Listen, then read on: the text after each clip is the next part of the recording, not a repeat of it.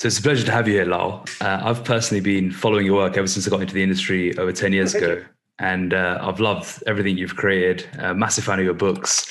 Oh, good. Thank And you. I went through many years of following the general bulking routine. That Hmm. was something that allowed me to put a lot of size on and help me get towards Nice. the physique I've got now. And a lot of your protocols we've used in multiple different scenarios. I'd love to know, what have you changed your mind on most in the last 10 years? Because a lot of your books have been published Sure. in the early 2000s. What have you changed your Uh, mind on most? Honestly, probably the biggest thing would be a lot of my ideas about refeeds from flexible dieting, right? I wrote that in 2004. And, that, oh my goodness, that was almost 18 years ago. I am the old, like, for people who don't know me, I was on the internet in 1993. I was on the internet when it started, like literally. I am now one of the old men in the industry. I think only Dan John is older than me. And so that was 17 years ago. And, at the time, the leptin data was just starting to develop. And that was something for years I'd really wondered, all right, we know that there's this overall adaptation to dieting in terms of decreases in metabolic rate, thyroid, testosterone, estrogen, progesterone, all these things. And so we had this puzzle. And then when the leptin data broke, I was like, this is it. This is the centerpiece of the puzzle that explains this. And it really kind of built this model in my head. And we now know that like falling leptin is the primary starvation, signals to the brain that you're, starving, and dieting is just starving on a more controlled way. And it controls thyroid, cortisol, testosterone, estrogen, progesterone, like it controls literally everything. So then some of the refeed stuff was like, okay, we know it's relative to calories. When calories, and especially carbs, go down, leptin drops very quickly, right? First 7 days of a diet, leptin drops by 50%. You have not lost 50% of your body fat. Wouldn't that be awesome? But by the same token, it comes up much more quickly when you start to overfeed. Like within 3 days of high carbohydrate overfeeding, it comes up. So the idea then became, and again, not that I was the first to think of this, was like, all right, by having these high carbohydrate, high calorie days and bringing leptin back up, can we reverse some of these adaptations, reset some of these adaptations, offset some of these adaptations? And in that book, I talked about free meals, which is like, the single meal, purely psychological, purely to give your mind sort of a break from the diet. Because the overall principle of flexible eating, which I now call it instead of flexible dieting, is like, look, this idea that you have to be 100% strict and eat clean or the diet won't work. Like, look, sometimes being a little bit more chill works better. And then you had the refeeds, which were these sort of deliberately high calorie, high carbohydrate days, which I'll come back to. And then there was the diet break, which is this 2-week phase at maintenance calories, which others had been using. Dan Duchesne, who you might know the name, he's a little before y'all's time. He was doing that a decade and a half before I was, doing 2 weeks. He didn't really know why. It's like to try to raise body temperature, which is an indicator of metabolic rate. Anyway, so in that book, I had 5-hour high carbohydrate periods, 24-hour, like 1 day, and then 2 days. And at the time, I think I was a lot more optimistic. Well, I was, because the data wasn't there, that the shorter refeeds would probably have more of a benefit than they probably do. And even, I think by the time I got to Ultimate Diet 2, was that before or after Flexible? I forget. But even then, I was starting to realize, okay, we know that the body doesn't adapt downwards in terms of metabolic rate immediately. It takes her, and actually, interestingly, if you fast for 4 days completely, metabolic rate actually goes up by about 5%. Right? The old idea of like, oh, if you miss a meal, metabolic rate, if you're a mouse, hummingbird, if they miss a meal, they'll die. We're not hummingbirds or mice or rats. But it doesn't go down immediately. And I started to sort of think, well, it probably doesn't come back up immediately. And even then, probably years ago, I was like, you probably need 2 days to really have an effect. But the data really wasn't there. It was still me kind of speculating. So we now moved to now, or even the last 2 or 3 years. And finally, they're now studying some of this stuff, right? They've looked at diet breaks from a metabolic sense. And there's been a couple of different studies. There was a recent paper that actually, I think, looked at 2-day carbohydrate refeeds and I believe it was in leaner dieters. And even some of the alternate day fasting, intermittent calorie restriction stuff ties into this because they're alternating low and high days. But anyway, I'm one day in and of itself doesn't do anything. Now, maybe if you did one day twice a week, right? This is what I haven't decided. There's some indirect data that 2 days of maintenance calories can at least reverse some of the adaptations. In succession? Well, so one of the studies I'm basing this on, and I don't want to get too far off topic, although that's kind of my MO. They were looking at hormonal adaptations in women. Researcher named Ann Lukes looking at what causes menstrual dysfunction in women. And it's got to do with what's called energy availability, which is a difference in calorie intake and exercise energy, without going into all that. So she had shown that 5 days below a certain energy availability, women's hormones started to show, luteinizing hormone changed, and that was, in the long term, that's going to cause menstrual cycle dysfunction. So they knew from animal data that if you refeed, like, I want to say baboons, for 1 day, like, all the hormonal adaptations will reverse itself. So she did this in women. She had them do 5 days of a very low energy availability. And then, oh my goodness, it was something like 60 calories per kg over 24 hours, like 30. It was an enormous amount of calories, like 2.5 times maintenance. And there was zero impact on hormones. Zero. There was no reversal. Now, there was a second study that looked at this a little more indirectly, and they had the women fast for 3 days completely and saw the same hormonal changes. And I got bored one day and actually mathed it out. The total deficit over the fasting study and the 5 days of low calories was about the same. And then, for whatever reason, they brought them to maintenance for 2 days. And then, for whatever reason, they were like, let's do another blood test. And after 2 days, everything had reversed itself. So the question then becomes, right, does it have to be 2 days in a row? Because what happens when you diet, right? So leptin levels start here. And as you diet for, it drops very quickly for a week based on calorie intake. And then it drops much more slowly as you lose body fat. And it does the same thing in reverse. But what happens if you, say, diet for 2 days and it drops, and then you bump leptin with 1 day as at maintenance? And then it drops over the next 3, and you bump it, and then it drops, and you bump it. Will that have the same effect as 2 days in a row? Don't know. That's really, at this point, I remember talking to Eric Helms about this several years ago, and he seemed to think it, when he's done that with his athletes, because you frequently want to coincide the high calorie days with heavy training days and stuff, he seemed to think it had a similar effect. At this point, don't know. But even with that, there is still some question in my mind from a physiological standpoint, from a metabolic standpoint, right? Having the higher calorie days certainly benefits you to refill muscle glycogen for training, give you a break from the diet. Health seems to help avoid water retention. But from a purely metabolic standpoint, I don't know how much, because even if the refeeds, the 2 days of high calories reset things a little bit, probably drops right back down. How much of a true real world impact is this having over a longer period? The studies are just starting to come out. Like I said, there's one recently that actually used it. It's exactly what I've been recommending for over a decade and a half. And they finally decided to test it. So I think that's probably the biggest change. And I'm starting to think that I've also realized a lot of people don't like free meals because psychologically they find that it kicks them out of diet mentality. It's not universal. And I think that's the biggest difference. In 2004, I was like, everybody should be doing this.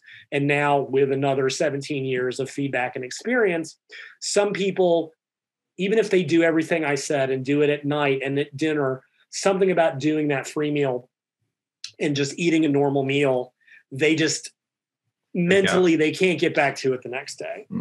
Also, and in some cases, right, we know with people that are coming from a long-term bad diet, there are changes in taste buds. There's change in the reward system, in neurochemistry. So frequently what I'll recommend to people now is, look, maybe this isn't for you. Maybe the first 6 to 8 weeks needs to be pretty strict. We need to get those habits in place. And maybe breaking them too early will do more harm than good. Now, maybe 8 to 10 weeks from now, we can try them. But if they still don't work for you, it's not like they're mandatory, right? Bodybuilder, people got lean without any of this nonsense for years. Although hilariously, I have this very old diet book called The Wild Weekend Diet. And it literally was, we're going to save up calories Monday through Friday so you can have extra on Saturday and Sunday. I'm like, there's nothing new. I might have formalized it and scienced it up, but there's nothing new in the world. And even the same thing with refeeds or maintenance days, which I've started to call them. Just like the old cheat day thing, refeeds get people into this mindset. Well, a friend years ago was like, refeed sounds like something you do with cattle or overfeeding. That's something you do with livestock, not humans. And I'm like, that's what the researchers use. Don't hassle me about it. But I've started calling them maintenance days because I think there's a difference psychologically. Just like I call it flexible eating habits rather than flexible dieting. It's not just part of weight loss. It's an overall, and it's more of a mental state than these strategies. Anyway, so same thing with even raising calories to maintenance. For some people, it does more harm than good because it kicks them out of that dieting mode. And I've heard this, I forget who it was. I know there's a top bodybuilder and he tried it. He's tried all this stuff. And for him, it's better to just diet strictly. Again, these were never required. They may be helpful. And there's a very big difference between contest bodybuilder trying to get to 4% by a given day and the general population who doesn't generally have a time constraint. I mean, whatever. Wedding, high school reunion, travel. But it's still not quite as fixed. For an athlete, it's got to make weight, be lean. You got to be at 4% on this day. And if you get a few days behind, you're not going to make. But he found for himself psychological. So it's more that, I don't know that the metabolic effects of those maintenance days are as profound as I wished they were or thought they would be 17 years ago. And B, the recognition that for a lot of people, they may do more harm than good, depending on the situation, depending on how you implement them, etc. Whereas I think the full diet break, taking those 2 weeks, I think has far more from a metabolic standpoint. We know full well that 2 weeks at maintenance calories is going to have a significant effect on hormones. There's a study from years ago. It was something like endocrine adaptations to a multi-stressor environment. It was real complicated. And it was like military special forces who for months survived on 4 hours of sleep, 12 hours of forced activity, and super low calories. Is this exactly what dieting bodybuilders or dieters do? No, but it's not far off sometimes. And at the end of it, they were all like 5% body fat. Testosterone was castrate levels. Thyroid was in the toilet. Cortisol was up. And then they brought them to maintenance calories for a week. They didn't even cut the activity. They just brought the calories up. And hormones recovered with the exception of T3, basically 100% in a week. So we know, and there, there's been two studies now. There was one in overweight individuals that did a 2-week diet break that seemed to suggest that there was greater fat loss and less of a drop in metabolic rate. There was a more recent study that did like a 1-week refeed every 3 weeks. And I don't like what they did for a number of reasons. One, if you actually look at the data, y'all probably know what study I'm talking about. I know Eric Helms was on it, and he doesn't even program refeeds this way. Like, why was this structured this way? That he doesn't even structure diet breaks this frequently. But they looked at people ranging from 6% body fat to 35%. And then they clustered the data. Well, of course, I wouldn't expect, when you average the data like that, I think it's like mixing 12 colors together and you end up with gray. If you look at even what I wrote years ago, if you're carrying excessive body fat, if you're a male at 30% or a woman at 40%, you don't need a diet break for like 4 months. If you're a lean bodybuilder, you might need it every 6 weeks because you're seeing enormous differences in the degree and rate of metabolic adaptation. So I think for them to do that, also, I don't know that 1 week is necessarily long enough. So for them to have done that and clustered this data from people that literally had, 10 kilos of fat to 30 kilos of fat, in one subject, the leptin levels were like 30, and another one, it was 0. And you're going to take all this data and just collapse it and go, well, show me the individual data.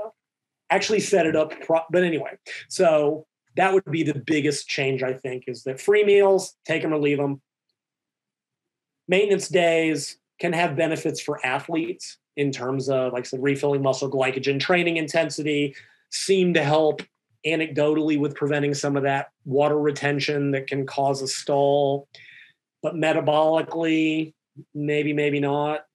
And then full diet breaks, I think, have probably the most profound benefit, not only physiologically, something I've been talking about a lot lately, gives people the opportunity to practice maintenance, which is something that, let's face it, for Gen Pop, losing fat is, well, relatively speaking, the easy bit.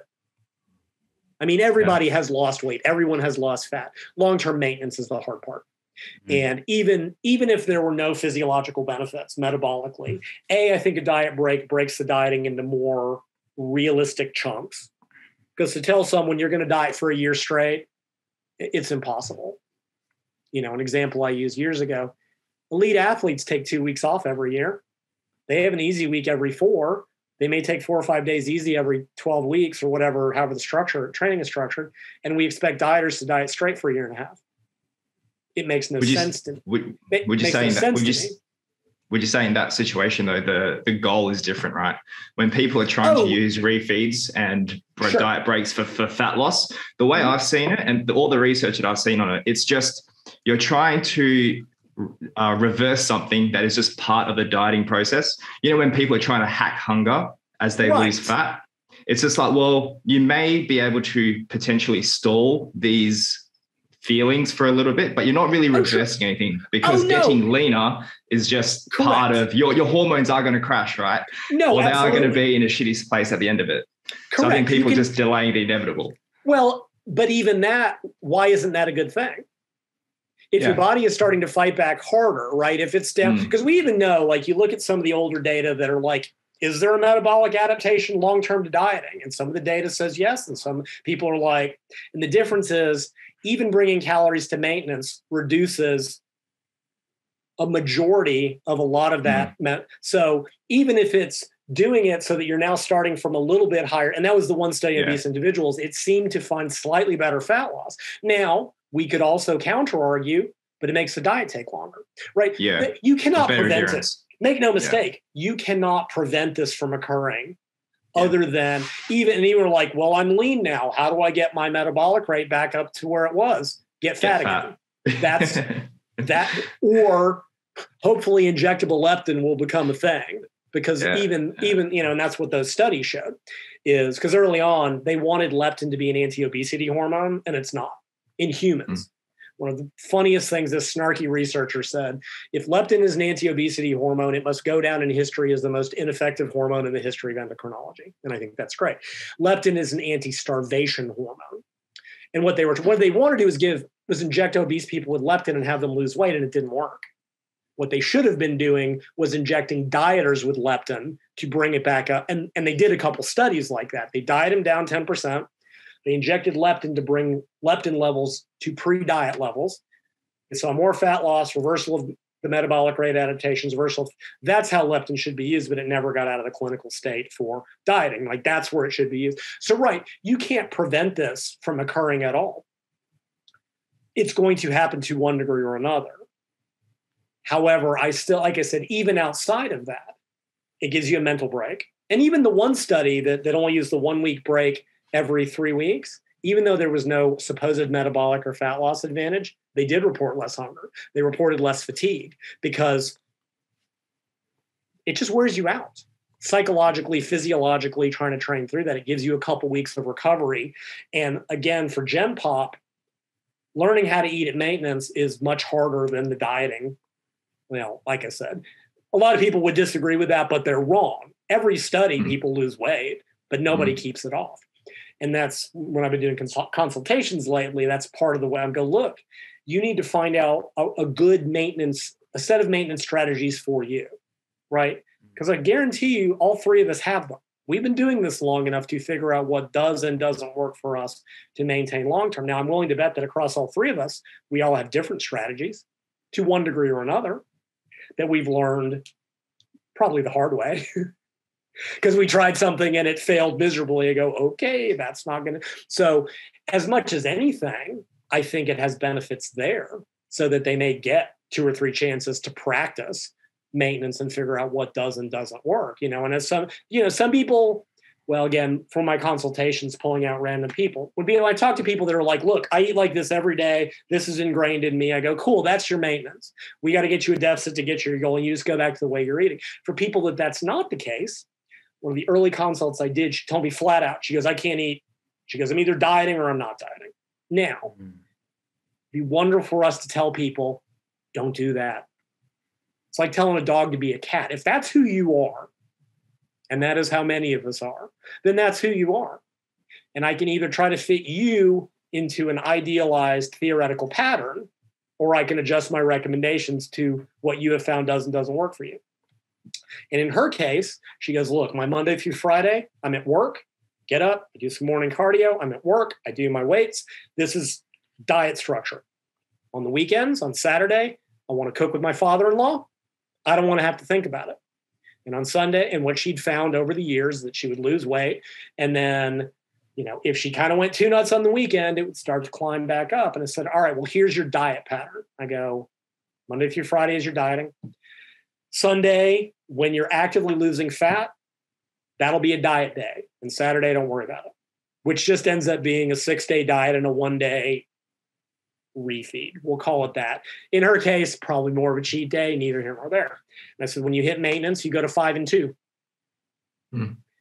But if your weight starts to trend back up, and what I specifically set for her for maintenance, I said, look, and I came across some researcher that suggested this. He goes, look, set an upper limit of body weight of 1 to 3% of your current weight, right? So let's say you end up at 75 kilos. 1% is 0.75 kilos, 3% is 2.5 kilos. Is that right? Something like close. that. 2.25. Thank you. I can sort of think in metric. And so, right. And I don't know if you have, American listeners, but that's, 1.5 to about 4 pounds. And I think for many, 2.2 kilos would be a little bit on the high side, but basically said, look, if your actual body weight, like, I don't mean, the daily noise, use a happy app, use a 70 rolling average. I told her, look, and she was a data nut, she's a computer programmer or something. And she had spreadsheets and charts, and reminds me of when I was younger and crazy. And I don't say that to be negative. I was neurotic as hell. I can guarantee y'all were too. You kind of have to be in the long run or in the short term. And I said, look, take your little weight chart, draw a big red line at the 2% mark or whatever limit you want to set. If your body weight hits that line, it's time to get it back together, right? You're slipping. So go from 5.2 back to 6.1. And a lot of the reason I give that recommendation is if you catch it quickly, to lose that 3/4 of a kilo again, that's a week, 2 weeks of dieting, right? Just put in a couple low calorie days and get right back there. If you wait till you've regained 5 kilos, you look at that number and go, I worked 6 months and I've regained half of it.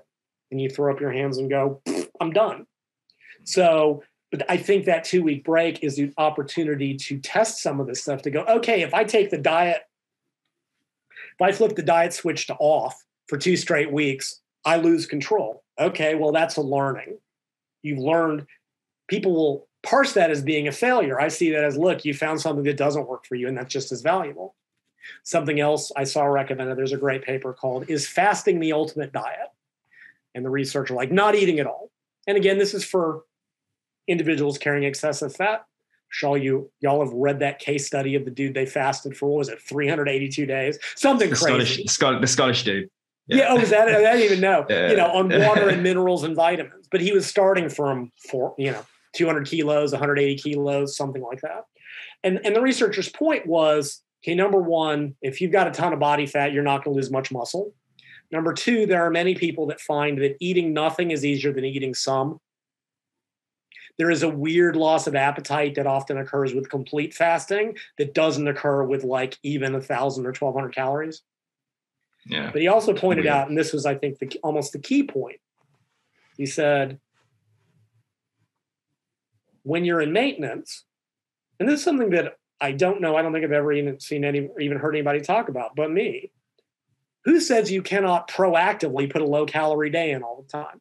And he said, look, if you're starting to regain weight, you've already proven that you can not eat and be fine, right? You learned that, okay, I can be a little hungry for a day, but didn't die. I didn't lose my, I can be okay with that. And he goes, start to regain weight, do a couple fasting days, boom. And I've even started recommending this to people. I go, look, there's no rule that says maintenance has to be this every single day. If on Sundays, and we've all had those days, again, not for athletes necessarily, because you've got other factors in terms of recovery, not talking about the 10% or the 1% of the 10%, the elite athlete. They're not the general public. And I go, look, we've all got those days where we forget to eat.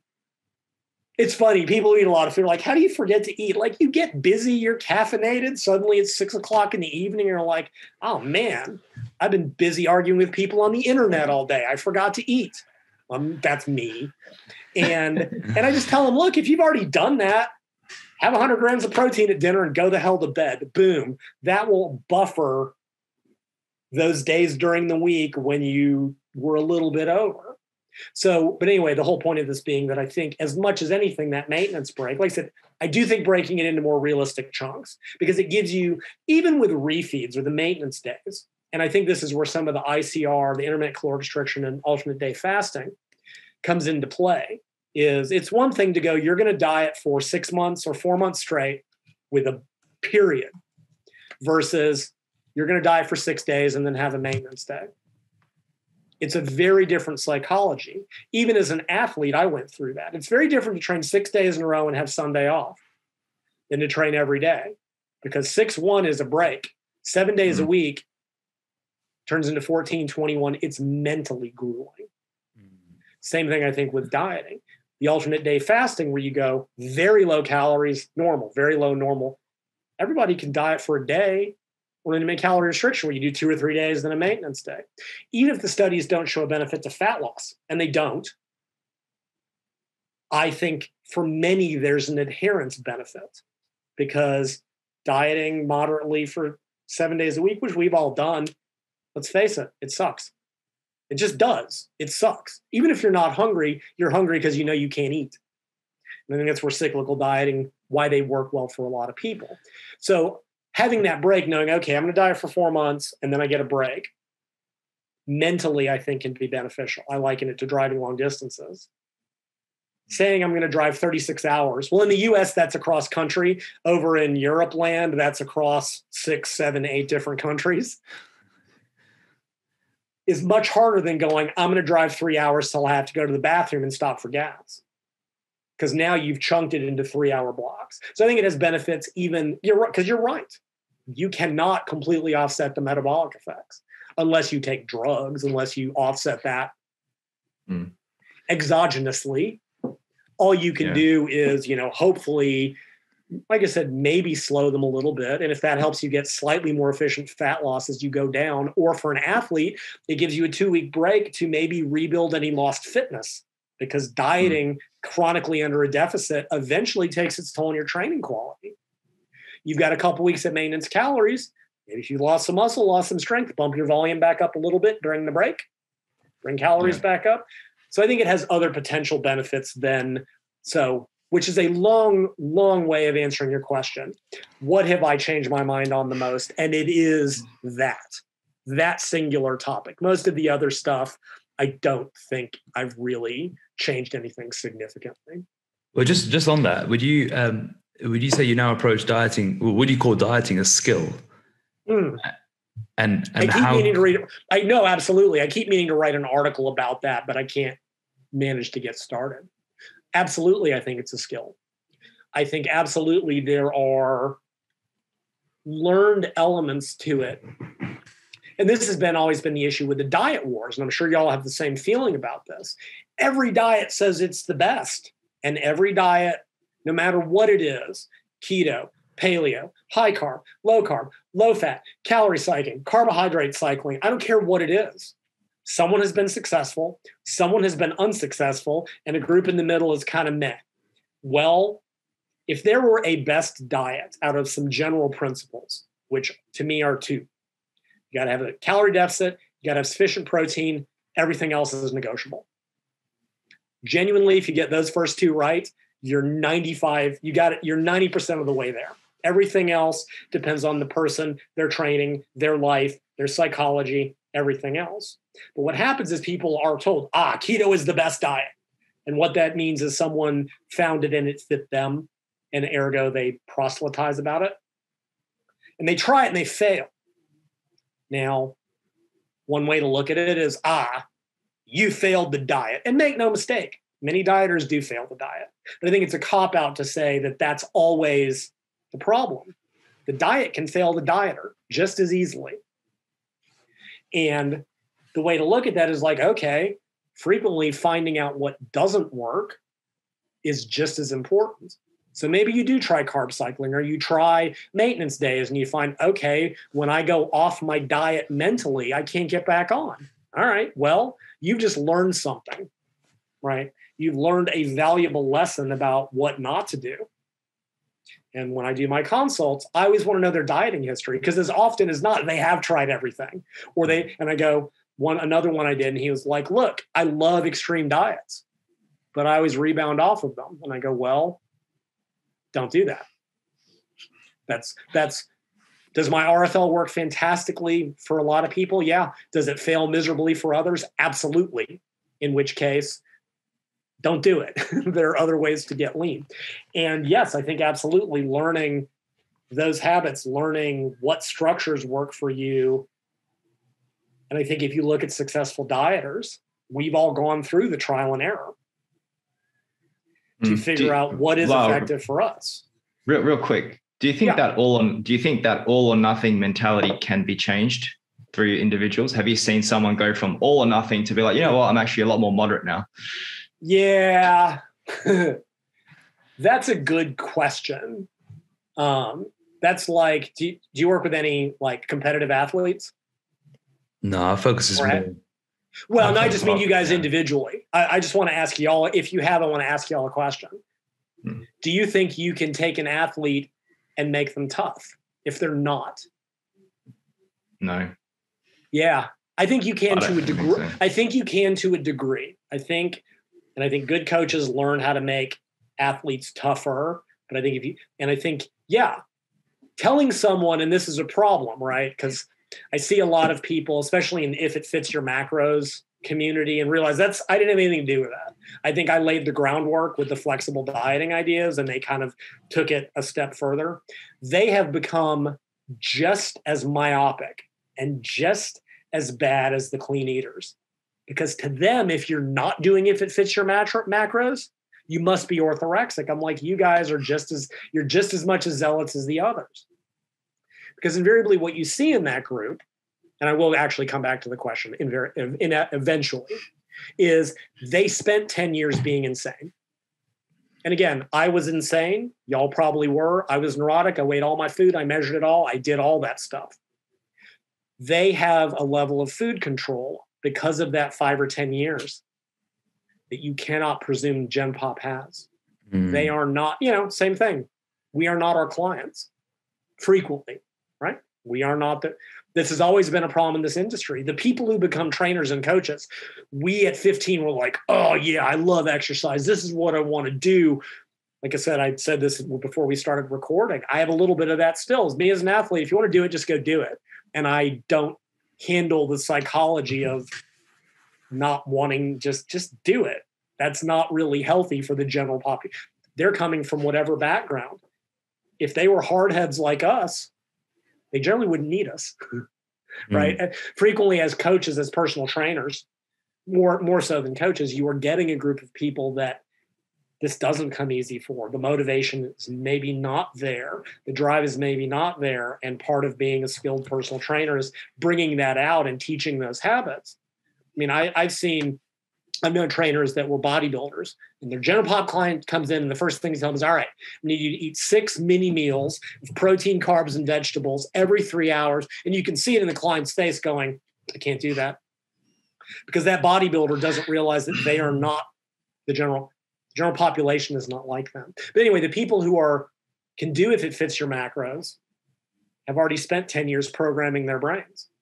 If you want to hear me really rant and rave, we don't have time for this, ask me about intuitive eating sometime. Go for it.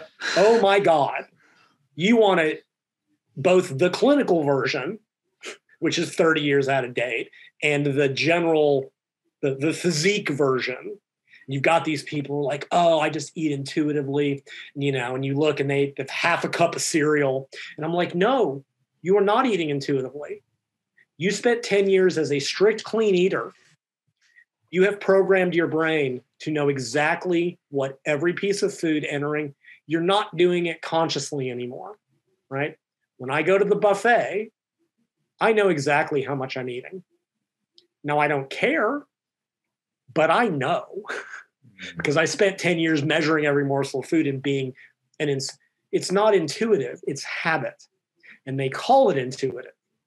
And that's the problem. And they're telling a general population that doesn't have that 10 years of programming their brain unconsciously to eat a certain way that they can get lean eating intuitively, and it doesn't work. Nope. And sort of the same thing here. To take someone who's a rigid eater, right, who has rigid eating attitudes, which means they see foods as black or white, good or bad. You can't just go, just be more flexible. It doesn't work that way. It's like telling a dog to be a cat. It does not work because it's not that simple. This is how they are wired. Although some of it may be what they've been told, what they've been taught, because how much dieting literature out there teaches them this. Now, one thing in several of the earlier studies, one of the things they took dieters and they taught them flexible eating attitudes. Now, I don't know how they did it. It always frustrates me. These papers are like, we taught them how to do this, but they never provide what they did. Psychological tests are the same way. I can never get a copy of the test. Like we gave them the 3-factor eating questionnaire. It can't be found online. I want to see what they did. Anyway, and the people that learned to adopt flexible eating attitudes had longer term success. But I don't know what they did. Also, it's really important to realize, and I made this distinction in 2004, and I think this has been lost. Flexible eating in a research sense is not the strategies that have come out of this. It's not free meals. It's not maintenance days. It's not full diet breaks. And it's sure as hell not if it fits your macros. Research has nothing. The idea of flexible and rigid eating attitudes is a mental state. It is that black and white thinking. There are folks that used to be, these are diet foods and these are non-diet foods. No, they're just foods. But how much literature tells people that, especially the bodybuilding stuff. When you're dieting, you must eat tilapia, broccoli. What's the bodybuilder approved carbohydrate source now? It changes every few years, right? Still white rice. That is what rice, I think. Is it still? I think so. For a while in the 2000s, Ezekiel bread became the thing that if you weren't eating that, your diet was wrong. Okay, whatever nonsense it is at the time. Has to be organic too. Oh, that goes without saying. Yes, of course not. Yeah. And then you go back and look at how Arnold and them diet and you just laugh. Anyway, so I think to a degree, I think you can change, but there probably is always going to be a little bit of rigidity there. I think for a lot of it, it's taking that rigid eater or rigid dieter who has probably had very poor success in the long term because they just do that. I'm either dieting or I'm not dieting and dieting and not dieting. And you start to introduce some of these strategies. And even in my book, I talked about it in this context. I said, look, I'm going to give you structured, flexible eating, which is a contradiction in terms to a degree. But I'm like, look, I can't just tell you to not have this attitude. It doesn't work that way.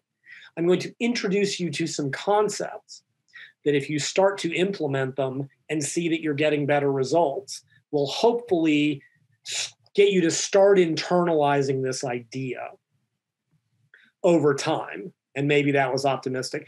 I'll be honest. One of the things I've only got, really cared about more recently is like the behavioral end of things. Like I'm a physiologist.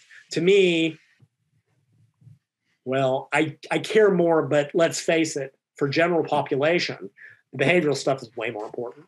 all the big push on habit forming and all that stuff that is absolutely critical and is absolutely fascinating, and that for the biggest part I could not care about, because it's just not my wheelhouse. It's just not. I've gotten more interested and more aware of it as I've gone, because again, I'm matured and learned. I like to think I've learned a couple of things since my 20s, maybe 3. And yeah, for the general population, that, and again, I think that's showing up in the advice I'm giving to people. It's like, all right, I need to know less. The theory is great. The science is great. There's a million paths to the same goal. And if for a given individual, having 3 25% calorie days and not dieting, or even that 5-2 pattern they've studied, 5 maintenance days and 2 fasting days, it works. Maybe you don't lose as much if you dieted 7 days a week, but who gives a damn if over the long term that's survivable for you in the long term? And I did say that years ago. People, what's the best diet? The one you can stick with. And 10 years later, some review paper was like, we've looked at the data, high carb, low fat. No. The difference over a year is a kilo, maybe. If you're lucky. The best one is the one that fits you, which means not only deficit, sufficient protein, it needs to control your appetite. That's very individual.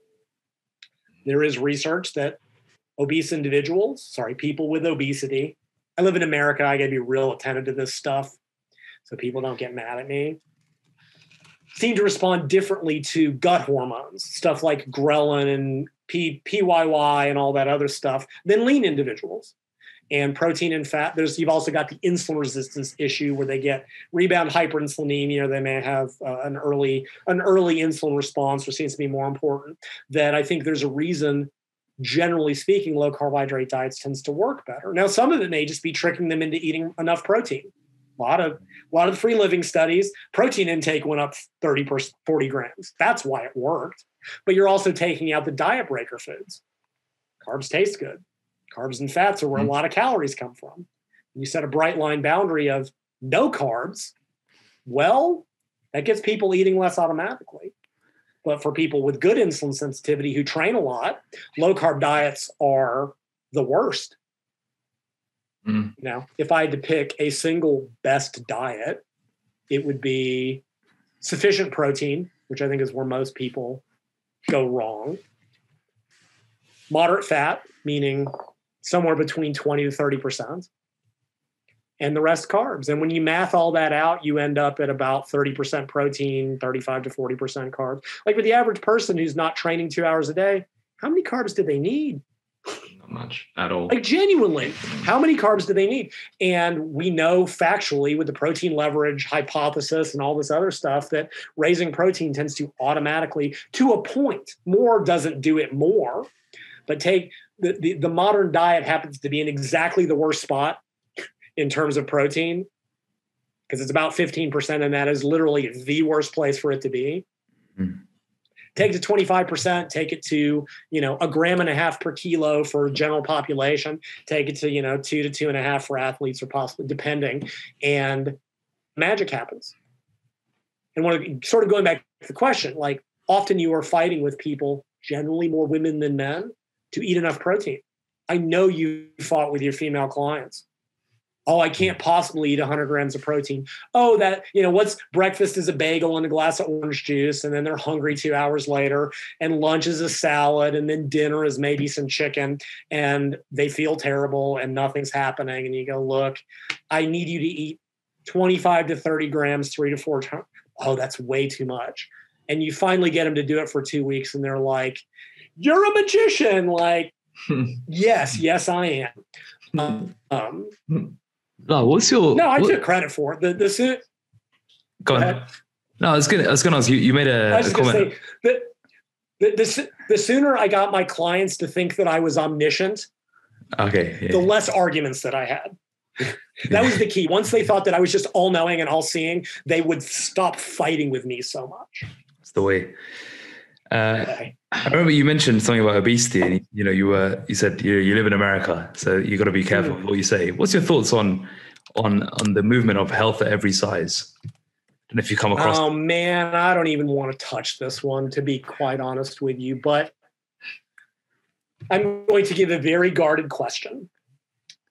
The name alone is, I'm sorry, there is no argument that clinical obesity is unhealthy. You cannot, to say healthy at every size. Now, I get it. It gives a cute little acronym and that stuff.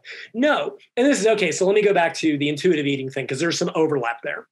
You actually look, there's 2 dietitians in the 90s who came up with this intuitive eating. If you actually go look at their 10 points, which I did, I wrote this really, really angry article that I haven't ever published, and I might. And a lot of it, they're like, stay away from the food police and the people who tell you that there's good foods and bad foods and this and that and this strict dieting. And I'm like, look, they are arguing against rigid dieting for the most part. They are arguing against, what I would agree is generally a bad approach to dieting. And in the 90s, that's how everybody did it. It is 2021.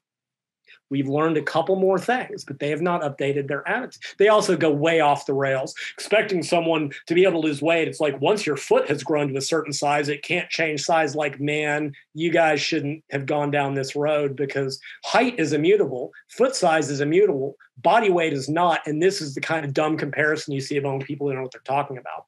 And I think the same thing. I think the healthy at every size thing started as to make the point that, look, you don't have to be size 0, 50 kilos, 60 kilos to be healthy, or to be insert adjective you want here. Because like I said, I'm not touching this one too far.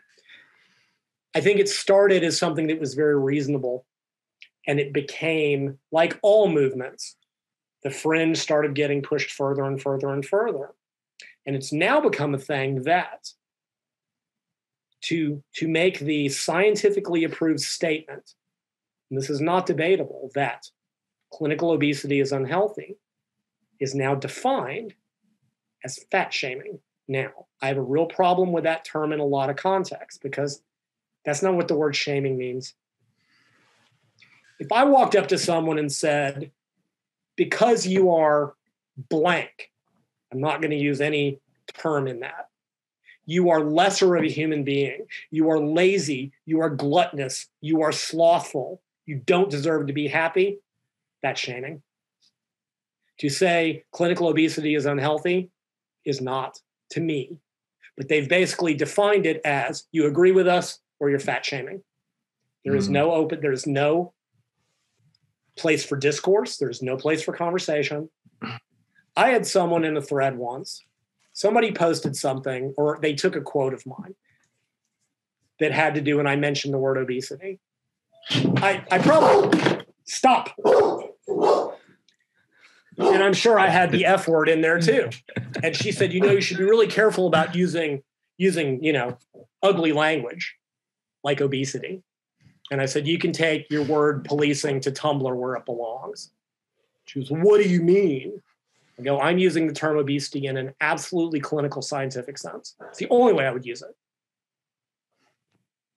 But she's like, it's a slur. It's, equivalent of rate. This, like, no, it's just a clinical term based on body fat percentage and BMI. And go take it up with the World Obesity Group.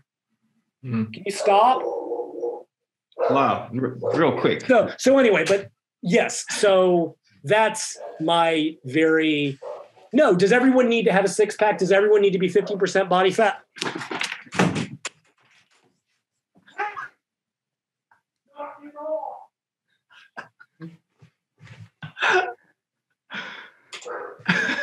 For anyone listening, Lyle's just gone to attend to his dog. Yeah, the dogs don't like the obesity talk as well. Yeah. But yes, you can be healthy. Absolutely. And also they'll make the point, well, not everyone who's overweight is insulin resistant. No, it's only about 80%, right? Yes, there are exceptions. Being too skinny can be unhealthy. There's a middle point where being overweight and active may be healthier than being underweight and inactive. Absolutely, we have taken, but they've gone from one extreme to the other with no room for and there's a lot of fringe movements. I don't know if you want to address the issue of calling it obesity versus with obesity, because there is a psychological, I do understand the distinction they're making. which means I have to go back and rewrite all of my books. That's a thing. I don't know if that's an overseas thing. That's a US thing. Yeah, I've not heard that. Yeah, I've not heard that. What they're, rather than saying someone is we could almost tie it in with like growth versus fixed mindsets by Carol Dweck. Yeah. You're familiar with that stuff. I think there's also the recognition, right? And I get it. I get the ugly history of this. The obese, just sloth and gluttony. And it's like, well, look, there is a neurochemistry to all of this. But in terms of, I love my dog. Okay. But there is absolutely a neurochemistry and a physiology to this. To just say, you're just lazy and gluttonous is really, it's inappropriate. It's gross. It's cruel. It's a leftover. It's funny. So I see in my group a lot, right? Like, go back and look at the history of mental illness. Oh, yeah. Mentally ill? Can you not just suck it up? We've accepted using medication for mental illness, at least in the US. But in my group, right, we talk about Ozempic, the new semaglutide, the new obesity drugs. We were like, have you tried discipline? Guys, y'all need to catch up. It's not that easy. And there is a neurochemistry, there is a physiology to this that's in interact. So the idea of calling it with people with obesity is turning it into, look, and many are saying this is a chronic relapsing disease and it needs to be treated as such. So that's, I think, where the terminological change is coming. And I do understand that. I tend not to use that term because I've been programmed in my brain. Sorry, you were going to say. Lyle, what do you think really will really make a dent in the obesity epidemic? Because there's no that number's going up and up and up, right? What do you think? Like, if you had a crystal ball, what would you think is really going to make a dent here? We need to put something in the water supply. Genuinely. I mean, that's the thing. Like, honestly, this is pessimistic. I don't know that there is a solution for it because at this point, they've been trying for decades. We have been trying for decades. There is in the US, we have the American College of Sports Medicine, and they're like, all right, we're going to get more than whatever, 20 or 30% exercising a certain amount. They had Healthy People 2000. Then that failed, and they had Healthy People 2010. And what they kept doing was lowering the requirements to qualify as exercise to try first it was you got to exercise 5 days a week with 3 of them intense and this and that and the other, and that failed utterly. And they're like, all right, if you accumulate 30 minutes of activity per day, we're going to call you an exerciser, and that failed utterly. I don't know. I mean, I've got this really dense book. It's a textbook, and it's looking at every aspect of obesity. And at the end, they were talking about, they sort of brought in, they're like, look, we need to ideally restructure pretty much society. And they were like, well, because especially in the US, depending on where you're at, walking is not an option. The US is a car country. Outside of like the Northeast, which was where we started, that were very small cities where it's walking stuff. To be able to go get activity, even to walk to work, is not an option. I live in Texas. I can't walk anywhere because we're all on a freeway. That is not an option. They were basically like, we need to restructure, all cities to make it easier to get activity and get into parks and stuff like this. I'm like, well, there's a utopian idea that's never going to happen. I mean, I don't disagree in premise, but in practice, I don't know. We are in a situation, clearly things are getting worse. The environment is not getting any better in terms of we still have cheap, easy access to high-calorie foods, which we probably evolved to choose given the opportunity. What we basically see now is society kind of dividing itself. We've got a small percentage of people that stay naturally lean. Whatever is going on with their genetics, they don't have to actively try. We've got the percentage of fitness neurotics that consciously choose to engage in activities that are, in an evolutionary sense, completely ridiculous. My grandmother was just like, why go to the gym? That's dumb. I go, yeah, it is, but it's required. We don't have daily required activity. Like, it is. And if you think about it, it is ridiculous. She gardened her whole life. That was her exercise, and it kept her healthy.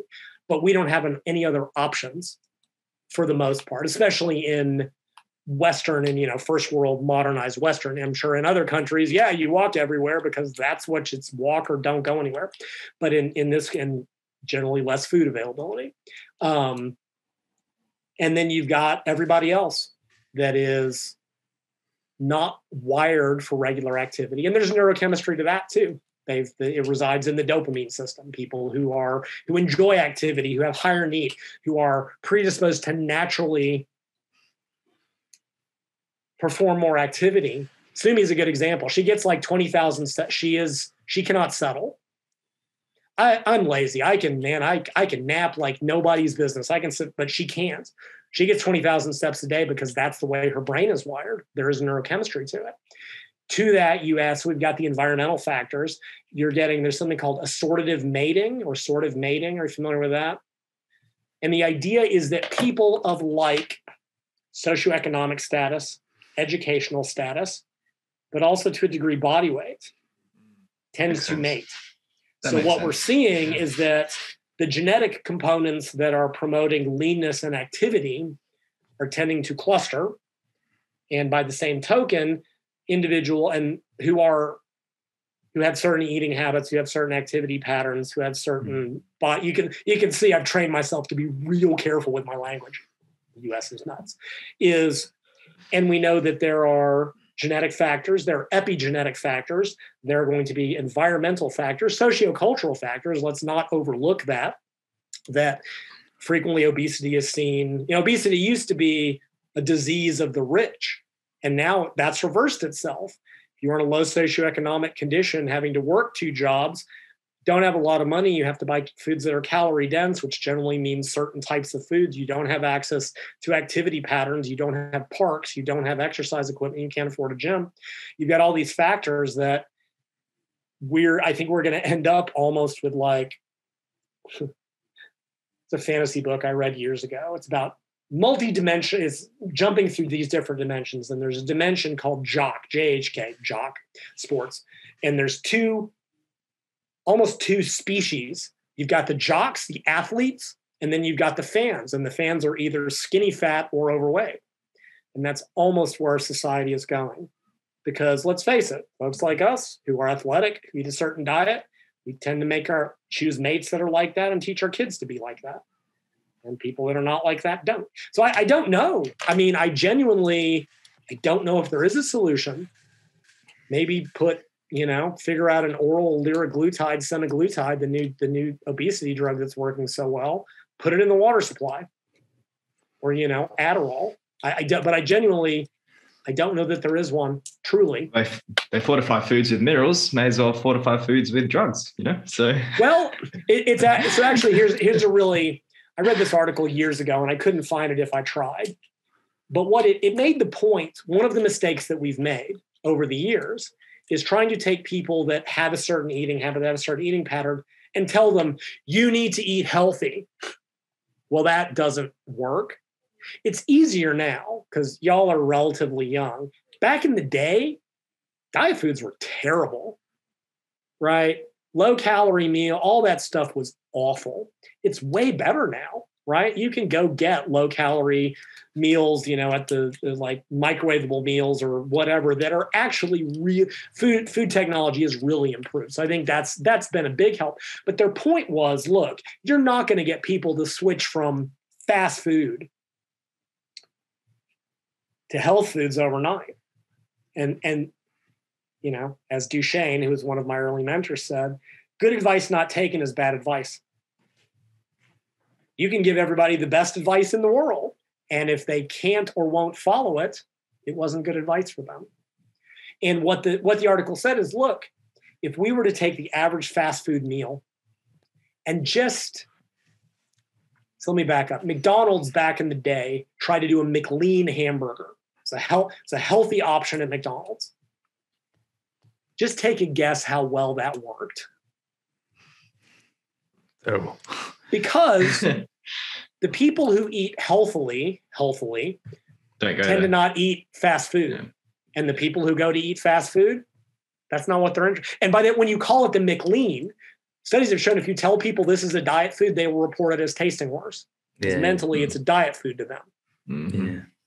And what this article suggested was if we just take the foods people are eating, if we can just defat them by 10, make them 10% healthier. So they don't lose the taste, they don't lose the mouthfeel, and more importantly, they don't know that you've done it. That will probably go. But of course, that idea, which was actually rational, reasonable, and achievable, was met with deaf ears. God forbid you give an actual rational response that might benefit, actually work. If it's not from one extreme to the other, nobody's going to take it serious. So I mean, yeah, I don't know.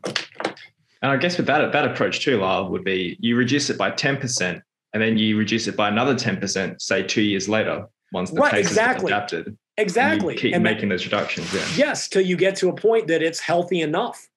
And that, which is funny because now that gets back into what is the big habit-based suggestion.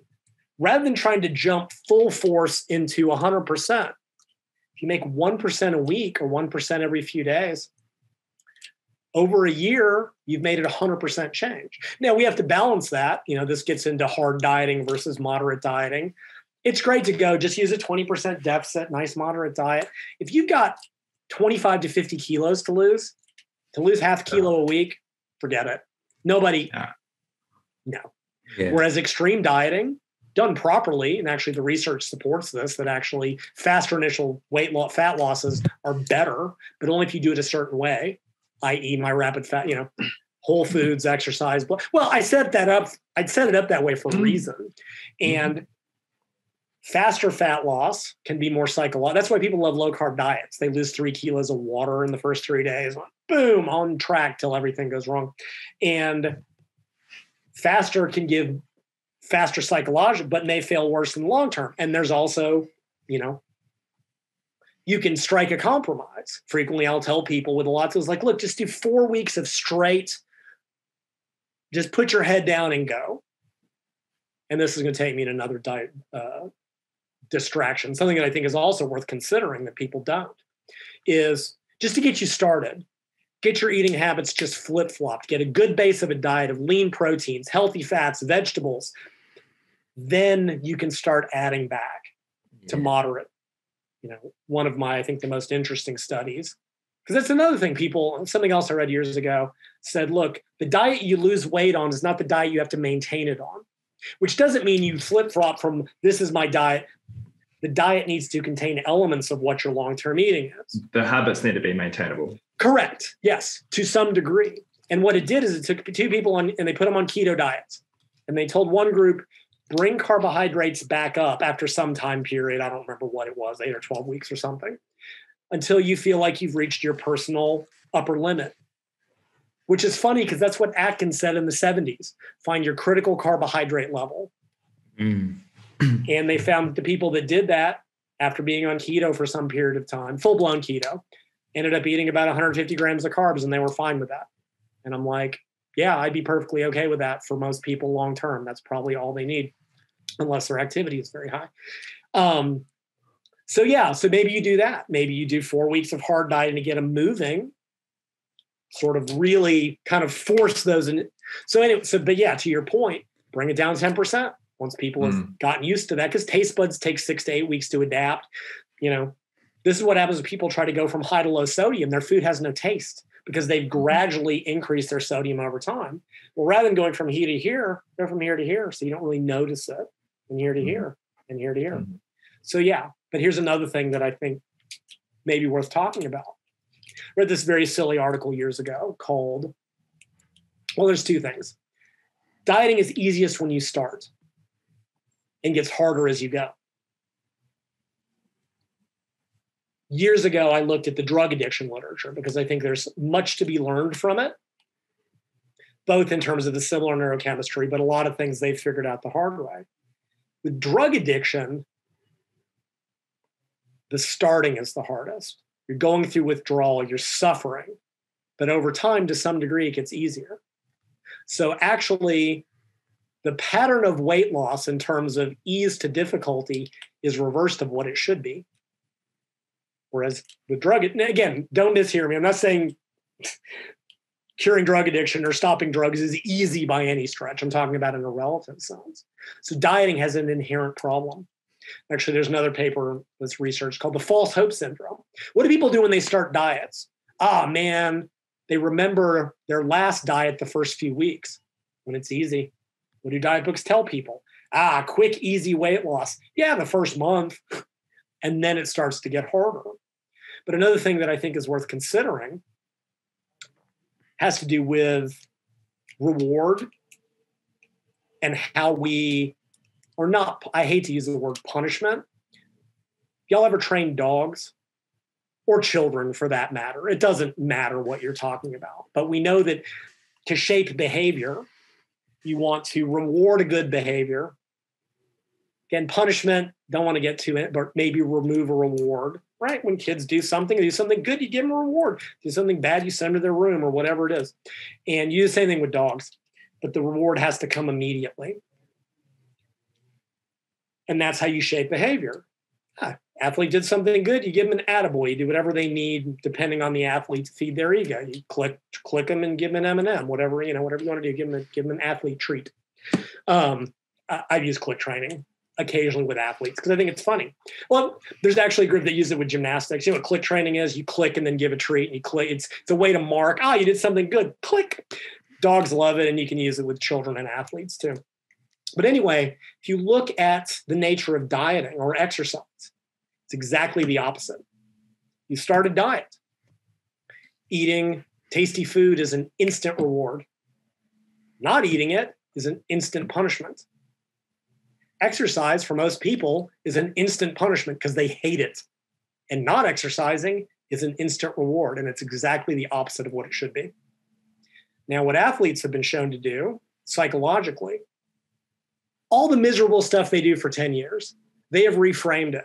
I'm going to put up with this tedious, horrible, awful, miserable crap because down the road at some point, the reward is waiting for me, whether it be a medal, a record, Olympics. How do we do that? And I'm sure some dieters do too. Physique dieters do it all the time. They know that the reward is stage. They can suck it up for 16 weeks or 6 months or however long it is and put up. How do we fix this in the general public? I'm not saying I have the answer because if I did, I'd be a lot richer man. But we have these fundamental problems with changing eating habits. You're making people not eat the foods they enjoy. You are either punishing them or removing reward, depending on how you want to look at it. And those are subtly different, but it doesn't matter. Punishment was the old days. They used to use these drugs for drug addiction, especially. They'd give you something, and if you drank alcohol, you would vomit because they were like, maybe that'll keep you from drinking. Didn't work. It just made people not like the drug, right? Reward tends to work better than punishment by and large. Rewarding good behaviors tends to be better than punishing negative behaviors, although sometimes there's no getting around it.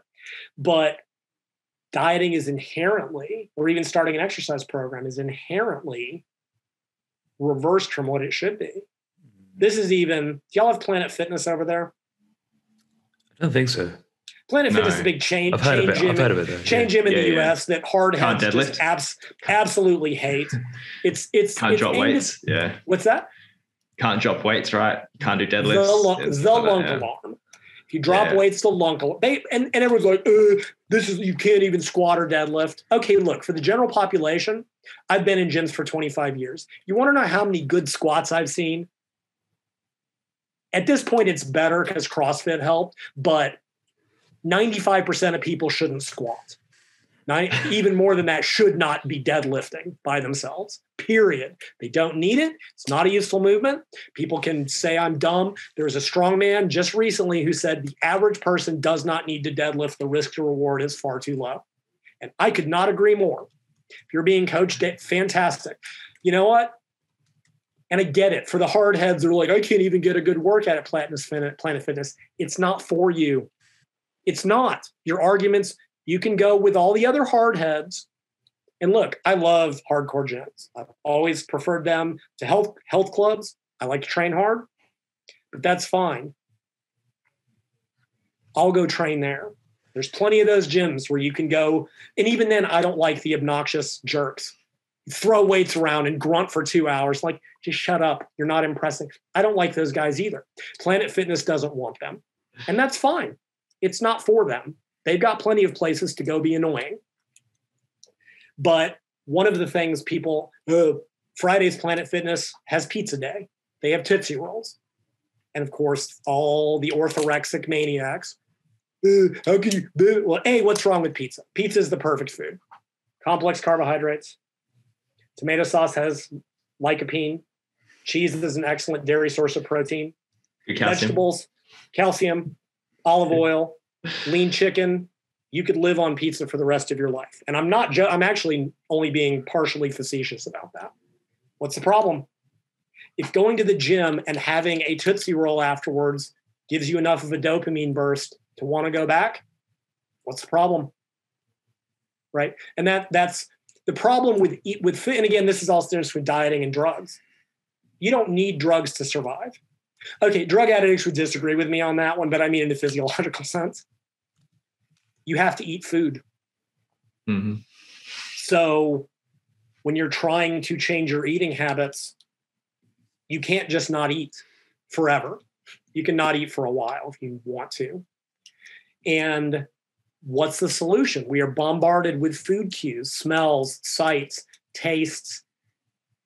It's one thing to reward someone you can't really reward someone for dieting with food. Well, you can. That's where like free meals, if you can parse those as, all right, this is, but even then that can get really dangerous. You're like, I'm going to reward myself for dieting by pigging out for a day. Don't know if that's the best psychological approach. Even I've known people that they're like, yep, I'm in a diet contest with someone. Whoever wins gets dinner. Like, But I don't know how to solve that. I don't know how we can alter some of those dynamics. Especially, I mean, the thing that dieting gets harder as you go, there's nothing you can do about it, to your point from way back.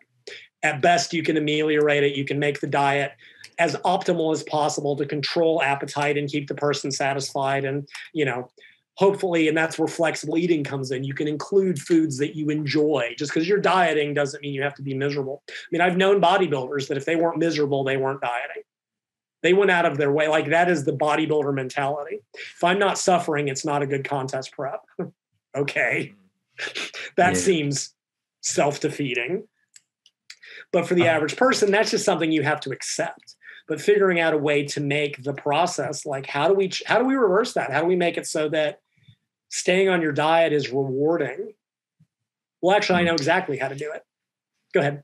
I was going to say, for the exercise front, what we have found to be really effective is that once people start the habit, they start to notice all the other benefits that come with exercise, right? Oh, absolutely. So that hour away from the family, hour away from their home or their work, it's like fantastic. That's another reward that makes them want to keep going back.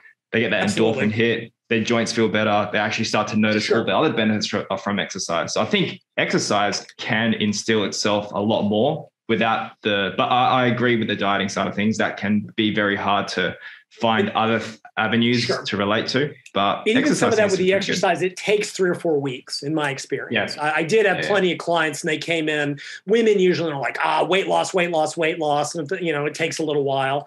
And I remember one specifically at the 6-week mark, she came in, she's like, okay. Her mind was blown. She's like, I went hiking with my family, was able to carry my kids and not be exhausted. And I can finally pick up heavy stuff. And like, suddenly her brain kind of went, okay, this is not necessarily the only goal. And I don't know if you guys have done any reading into like self-determination theory. And, again, goes back to your point. If someone is extrinsically motivated, can you make them intrinsically motivated? I don't think so. Not completely. But self-determination theory has those stages from purely extrinsic, I'm going to exercise to lose weight, to there's like 3 or 4 where it can become more intrinsic, where it becomes, rather than a means to an end, a means or an end in of itself. Because suddenly you're like, okay, the exercise that used to exhaust me gives me more energy now, and I feel better, or I get a break from my family or my kids or me time or whatever it is. So I agree completely. There's a little bit of a delay where I do actually think the future is. and I'd love to hear your guys' input so I don't talk this whole time, is gamifying this stuff. I think this is the future. Remember a podcast years ago, I was listening to a bunch of video game nerds, because I'm a video game nerd. And one of the guys wanted to lose weight. And he found this app. It was like an adventure game. And he would go in and he would enter his diet and he would enter his exercise. And it would give him points, experience points, or to buy new equipment and make his character more powerful. I think even with stuff like, maybe not Fit Day, but with exercise especially, you've got these online portals and you're like, I'm going to compete with that guy. Suddenly I'm not just exercising because exercise is misery. I'm in competition because I want to beat this person, or I want to see my numbers go up. Even with Fitbits and step counts, you can be like, oh, I did 12,000. I want to PR my step. But with that stuff, it was giving him that dopamine hit. It was also externalizing it. It wasn't, I'm exercising to exercise. I am exercising because, now, yeah, could you go cheat on this game? I guess. But why? Like, why would you?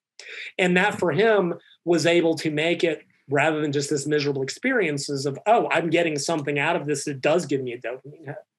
Have y'all used that at all with people in any form or fashion? We've not done it formalized, but we're actually in the technology that we're building with our companies. We're looking at gamification and streak systems and different ways of gamifying the journey itself. Right. Because, like you said, it's a way of triggering that dopamine response. It's a way of triggering engagement. Right. So we've been discussing that back and forth on how that looks in the real world. I haven't got quite as far as what you said in terms of turning into an adventure game, but I think there's definitely something in terms of hooking them to it. Because if you think about our competition, it's not me and you, right? Our competition is Netflix. Our competition is McDonald's. We're competing on time. And if you look at what they've mastered, it's attention and keeping you hooked onto it. Sure, absolutely. And we've got to do the same thing, right? We've got to make it somehow as addictive. Right. And I'm not saying like the role-playing game, it was because he was a gamer nerd. He found something that gave him was relevant to him, and which would also be an important thing. Fine. And I don't know what it is. Is it they enter, do they get rewards points? Do they get, something that they can spend later? Even that's maybe not immediate enough. I don't know. I mean, let's face it. I've played enough of these games, or even Facebook. We have been trained. When we hear that bing, when we see that like, when we see that thing, boom, that's why people do it. That's why they go to farm likes and farm because it's giving them that reward that they need. And I think even going back we know full well that the reward system can be different initially in individuals predisposed towards gaining weight, but it changes with time. And whereas other people just don't have, again, there are vast differences in neurochemistry. And this is something that's still a little bit of a black box. We don't have any really easy way to sort of determine this, although you can usually make some pretty good assumptions just based on what you're seeing in people. But yeah, for people that are getting that big hit of the current model I've seen, I haven't looked at this a couple of years, right, is that we know that when we're younger, some people just like sweet foods better. They like tasty foods better. And it's not just super tasters in the mouth. They get more of a reward out of it. These are the people that may be predisposed towards addiction, smoking, drinking, whatever it is, and food fits into that. So they start with a hyper-responsive reward system. Rewarding stuff is more rewarding. Then over time, as they pound on that reward system over the years, it becomes hyposensitive. Now they need more of a stimulus. This is why, to your point, the need, it's just like, all right, candy is a gateway to whatever. They start needing more and more and more because, and drug addicts will report the same thing. But a drug addiction professor years ago, and he said, every addict can remember their first high because it's the first time their brain felt normal. And then he's like, then they chase it for the rest of their life, because it never feels as good as the first time.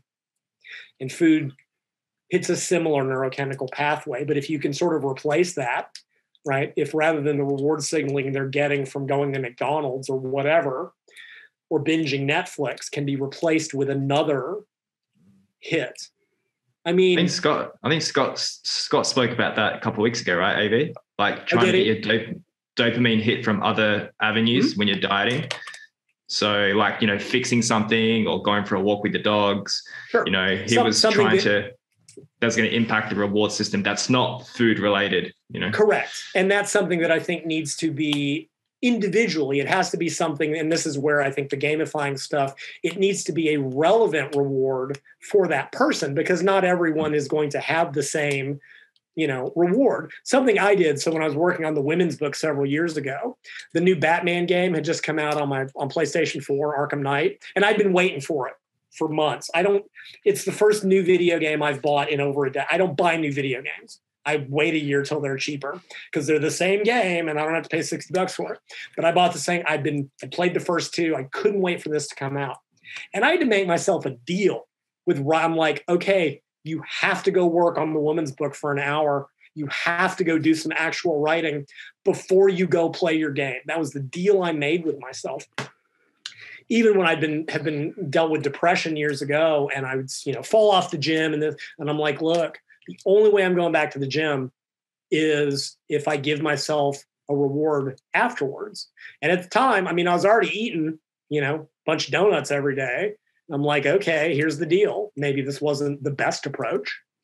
You don't get the donuts. You got to go to the gym first. And this will be but I only did that initially. Like eventually it's like until I got back in the habit and exercise, I started to feel better and came out of it. For me, I was dealing with depression and other stuff. But yeah, I agree with him completely. But it's finding for the individual what's going to push to go, okay, I did what I needed to do. What can they do that's going to be, whether it's maybe you get to go watch an episode of your favorite show on Netflix, or I get to go argue with people on the internet again because, that's rewarding for me, or whatever it is. I think that's absolutely the case. I'll be real curious to see what comes out of y'all's technology. Well, it's just making it a game, isn't it? It's making this whole thing a game. And like you said, it's just getting the initial inertia. There's so much inertia at the beginning. Yes. And we've just got to somehow like power drive people off that bottom. And especially, again, going back to that reward thing, I read when I was learning dog training, I read a bunch of books on dog training, and it was click and rewarding and stuff to shape their behavior. And one of the authors made the point, and again, this is the thing. When we diet for a few days, you look down and you're not automatically leaner. And when you overeat for a few days, again, the temporal effect is delayed. You diet, but you don't see immediate weight loss. And she said, if every time you ate a piece of cake, the next day you were fatter, you would stop. But it doesn't work that way. It's initially rewarding and long-term punishing for eating those overeating. But dieting is the exact opposite. It's initially non-rewarding, but you don't get the reward until 3 or 4 weeks later when you see the change. That's why, again, low-carb diets people love, because water weight falls off, and for good or for bad. Even with exercise, one of the things I always did with my clients, cardio especially, takes longer to see benefits from. You just don't feel it you don't get that first adaptation. I always started beginners on weights. Even if it's just 4 exercises. And I would start them super light, because even by the second workout, and this was frequently people who'd tried exercise before and failed, whether it was because they didn't know what they were doing or they got a hard head. I knew another guy who's a bodybuilding coach. There's a bodybuilder, and he's like, oh, you're a beginner? You're going to do my chest workout. So we're going to do 20 sets for chest the first day. And I'm like, no, it just makes me want to scream. But I did it that way because by the second workout, they would come in and everything would feel more stable and I'd be add a little bit of weight. Now, was I cheating? Absolutely. By starting them at 25%, I didn't care. I wanted them to feel by the second day, you're better than the day before, because that was rewarding in the very shortest term. Like I said, was it a trick? Yeah. Was it a cheat? Yeah. Did I care? Absolutely not. Whatever works, whatever will get them to go, okay, I can do this. I never beat up. I never wrecked them with soreness. I went out of my way to not make them sore. I wanted them coming out of their first few workouts going, all right, I can do this. I feel good. I feel better than last time. I was able to do a little bit more. Like, yeah, they can only do 5 minutes on the treadmill. Cool. Next workout, you're going to do 7. Did you do more? Cool. You can do this. It goes back to the 1% thing. It goes back to the old, look, if you're going to start exercising, walk to the end of the block and back. But it's only 2 minutes. I don't care. It's 2 minutes more than you did yesterday. Now walk half a block further. Did you do more? Cool. You're getting better. So yeah, I think that's but it is a matter of, I should go listen. I like Scott Stevenson a lot. I haven't listened to much of what he said and realized I don't like anybody. So if I say that's pretty high praise indeed. Well, that was, I remember when I first messaged you said, yeah, Scott's one of the few guys you respect. I do. He did a podcast, and I know this is not your audience's topic, and it had to do with individual, like almost ethnic variation in like individual response to steroids and anabolic like metabolism, stuff like that. And it's honestly one of the most fascinating things. It's not my area of expertise, but it was just fascinating to me, that information, because I know ethnically one group metabolizes testosterone and epitestosterone differently than everyone else, so they can pass the drug tests easier in liver metabolism. And this is something, again, not the topic of this. Another thing that I think is we're realizing that there's huge ethnic differences, both physiologically and socially. Are we allowed to say that? Are you allowed to say that these days, though? I'm using ethnically. Well, no, not in the U.S., but the side. At the end of the day, whatever. I don't care. I know I care about the science, but I mean, there's some issues with even that, and I understand because of the history of it. Yeah. Oh, if you really want to have one, let's talk about ethnic differences in sports performance. That'll have everybody calling for my head. But there is, like, for example, there's research that Southeast Asians, what in America we would call Indians, or myself from India, exactly, are more prone to diabetes. That at the same BMI, they have higher body fat percentage, lower muscle mass. This is ethnically based. Now, do I know why? Is it evolutionary? Is it diet? I don't know. But in the US, they're like, for example, ethnic Blacks, ethnic Hispanics, Caucasians, there are differences, not only physiologically, but socioculturally, that we have really failed to take into account. And I include myself in that. And so for example, in the American Black community, women often have weaves, basically hair implant, they're very expensive, like $2,000 a month, like US dollars. It's a lot of money. And for that reason, they won't swim because they paid $2,000 for this hair. They're not getting that wet. I wouldn't have known that, wouldn't have even occurred to me. But this is something and it won't be me because it sounds exhausting. I would love to see a book on ethnically oriented training and fat loss, because I think it is something worth considering. Yeah, but I'm not going to be the one to write it because it sounds exhausting. Sounds like something you should write. Yeah. Something we always get is like, I've seen you guys have helped a lot of South Asians. We don't see that often because, South Asians of my descent typically are skinny fat people that you're either skinny fat or you're obese. It's very rarely, yes. They don't carry much muscle mass. We're very, very rarely fit. We don't really see many athletes on television who are and some of that, I think, there's a belief thing. Yeah. Vegetarianism I know is very much part of many religions. Again, I've done a couple I did a podcast with, because there is an increasing number of Indian bodybuilders, and I did a podcast. I forget who it was with, and I'm like, this seems. He goes, oh no, they're in a region of India that they eat meat. Oh, okay.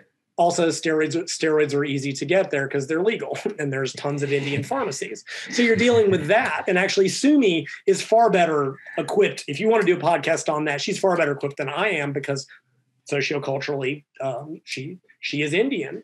But you see, you're dealing with that. You're dealing with vegetarianism, socioculture. So getting enough protein. You've also got the socioeconomics. It can be a very poor country. Yeah.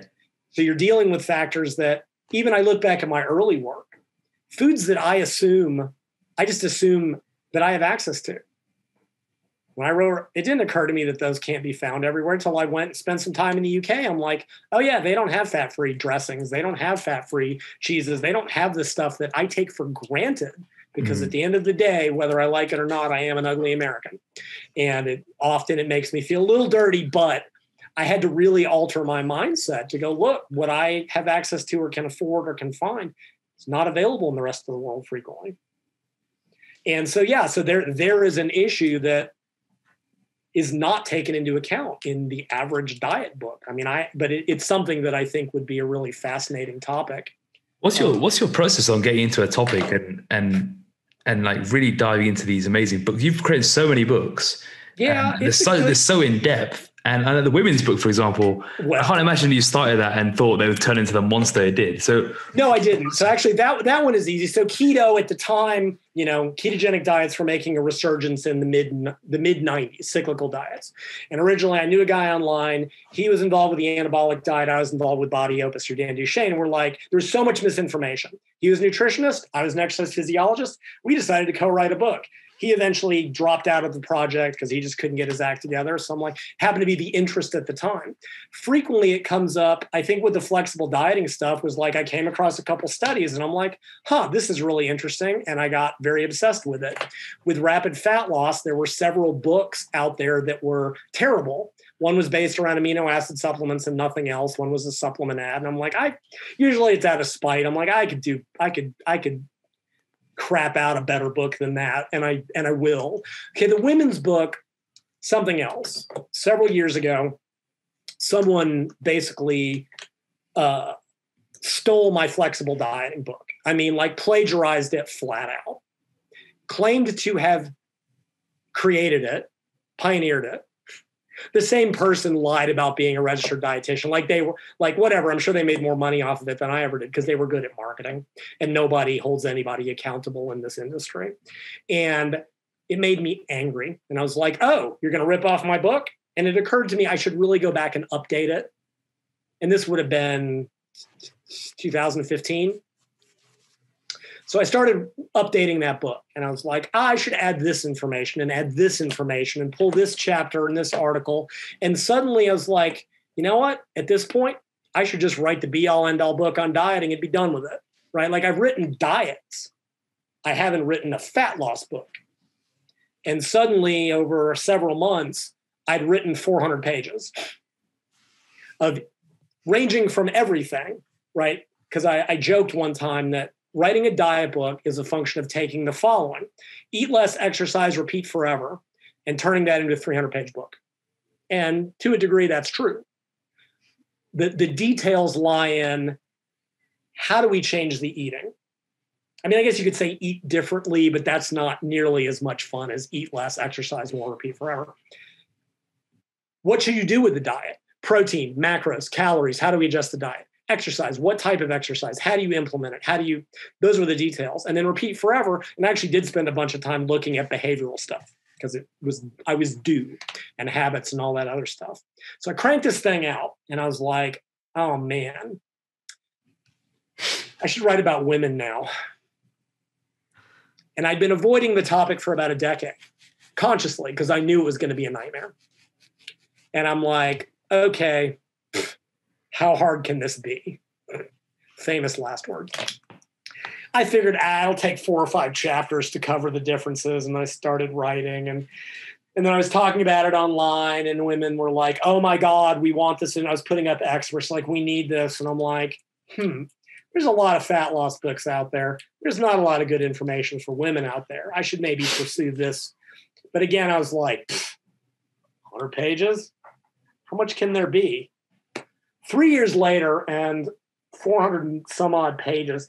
And I had to split the books. Originally, I was going to cover diet and exercise, but it got so long, I had to pull the 150 pages of exercise that I had written out because it was going to be 600 pages when all was said and done. So it sort of spun out of another project and then just took on a life of its own. And this is something I do to myself about every 10 years. My first book was a nightmare. It nearly gave me a nervous breakdown to finish because the keto book is a career ender. That's a PhD. Like it's a thesis. It's not a first book. That kept me from writing another book for like 3 or 4 years because I would start a book, get 3/4 of the way through and start to have anxiety attacks. And I would stop because finishing is the hard part. Starting is the easy bit. Kind of like a diet. And then I wrote a couple short books in between. And then in 2006, I wrote the protein book, another tome of clinical research, 600 references, 325 pages. And then I wrote a couple short things. And then the woman's book was my next 10-year project. And every time I've done this, I've basically had to learn an entire new area of physiology, right? When I wrote keto, I was an exercise physiology major. I had to go teach myself nutritional biochemistry. Was it a nightmare? Yes. But did it expand my knowledge base? Yes, in hindsight. Protein, same thing. The women's book, I was starting from square one because I'm not a woman. I didn't have, other than observationally of clients, of significant others, I had no context for any of this. I didn't know the terminology. I was starting from square one and working up. And the deeper I got into it, the more complicated it got. And I could have kept going. Eventually you just, I don't know if y'all have ever tried to write a book or written a book, but eventually you just go, I'm done. I got to be done. At some point you just got to go, that's it. And yeah, I mean, did it vastly increase? Am I glad I did it? In hindsight, at the time, man, it was, and I don't know when volume 2 is going to get written. The idea of doing it fills me with dread. Just, and I don't want women to mishear this, right? Like, it's information needs to be out there. Women are complicated in a way men will never be. So people are like, when are you going to write the men's book? There's already 10,000 of them out there. Y'all are easy in the big picture. Women have issues that men will never face. So yeah, that was a nightmare book. What do you think? Glad I did it, but yeah. Ugh. Well, I know this is probably a podcast in itself, but what would you say is the one key difference between men and women when it comes to losing body fat? Well, women's bodies fight back harder than men's fundamentally. Just but really if you want to get to brass tacks about the differences, it really does come down to hormonal variance, right? Here's men's testosterone levels over a month. Now, yes, pedants will be like, it shows slight variations and it varies through the year and blah, blah, blah, blah, blah. When you train a guy, the same dude is walking to the gym every day for all practical purposes. He's the same dude he was last week. Women who are menstruating have hormones that are changing, overlapping at least every 2 weeks. Her physiology is changing. Add to that birth control, about 50% of women, polycystic ovary syndrome, menstrual cycle dysfunction, loss of the menstrual cycle, premenopause, perimenopause, postmenopause, hormone replacement. Women's physiology can drastically differ over the lifespan. For men, at worst, testosterone goes down a little bit. But it's just basically women's bodies fight back harder. I mean, the fundamentals are always the same. But a lot of it is taking into account, kind of like we talked about, you can't fix the hormones. Like if she's menstruating or she's menstruating, you have to work with them in terms of differences in appetite, how fuel is, how women's bodies use fuel, how they mobilize it, how they utilize it, how their metabolism, their bodies do fight back harder. So here's your morbid trivia for the day. Women are far more likely to survive starvation or concentration camps than men. Because presumably, and I read a paper years ago, they must have been married. It was by a male and female researcher, Hoyenga and Hoyenga, that talked about this topic. And their argument was that evolutionarily, women were females of any species are fundamentally responsible for survival of their species, right? Once men have provided the one thing they need to provide for pregnancy, they're not really that important in the big picture, in the sense of the woman has to take the child to term outside of a couple species, has to essentially provide for it until it's old enough to survive. And the reality is that if there's not enough food, in a very real way, if the man dies, it's probably better because it means there's more resources for the child. So women's bodies will fight back harder physiologically. I think you couple that with, the way women have been taught to diet often is the exact opposite. Like you almost have to coax it a little bit more in terms of what you do. The types of exercise tends to vary a little bit more. You've got the stubborn fat issue that men, for men, what? I'm lean. Why do I still have abdominal fat? Because you're a dude. And that's just, for men, it's a matter of being patient. For women, losing hip and thigh fat, there's a different physiology. I wrote a whole book about that, right? Stubborn fat solution. about all those differences, but it's just her body will fight back harder, and she deals with more negative consequences in terms of menstrual cycle dysfunction, in terms of losing bone mineral density. Even that's a good example. So I talked about that energy availability thing, and I don't want to get too far into the weeds on that. Below a certain energy availability, women will start to see these hormonal differences. Thyroid starts to drop. Luteinizing hormone, which is called estrogen and progesterone, starts to drop.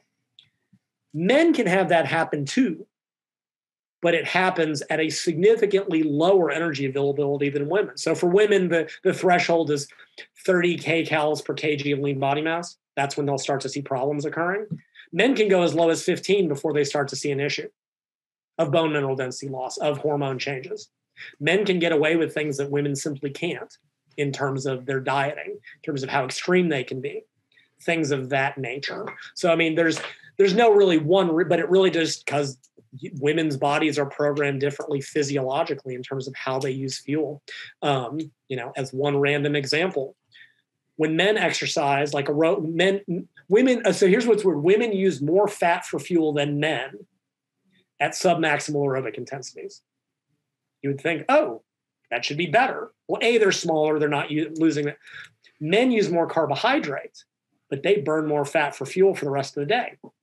Women use more fat and burn more carbohydrates the rest of the day. Well, but all three of us know the hour of exercise is not the relevant bit. The other 23 hours. Now, what do you see with women who've been doing the 2-hour low-intensity cardio grind, the high-carb, low-fat, low-protein diet? If they're lifting, they're fooling around with tiny weights. And they do this for years and get nowhere. Suddenly, you get them into heavier weight training, by which I mean it doesn't have to be powerlifting. Sets of 15 where they're challenging themselves. Usually that gets them to increase their protein. That typically moderates their carbs. And the magic happens.